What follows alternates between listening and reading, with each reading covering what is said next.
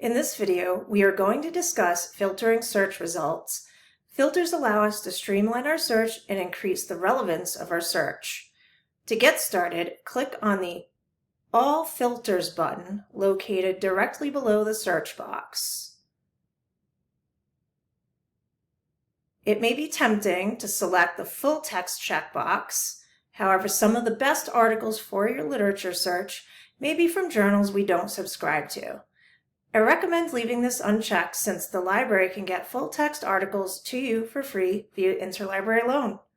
I will show you how to request articles via ILL in my next video.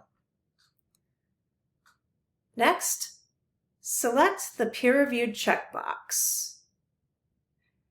Filtering your results to only include peer-reviewed articles will remove results from magazines, newspapers, letters, videos, and other media that prioritize mass audience appeal in the editing and publication process over research quality. Articles that undergo peer review are reviewed by experts in the field who either accept or reject the quality and accuracy of research before it goes to publication. Next, you can filter search results by date.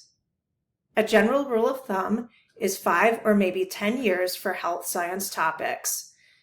Exceptions for older articles are made when specific research is considered foundational knowledge in the field and still accepted today. There also may be instances where you want to consider historical perspectives or practices. Choose a date range that is appropriate for the scope of your research. Click Apply when you're satisfied with your selections and to return to Advanced Search. In my next video, I will discuss skimming search results and requesting interlibrary loans for full-text articles.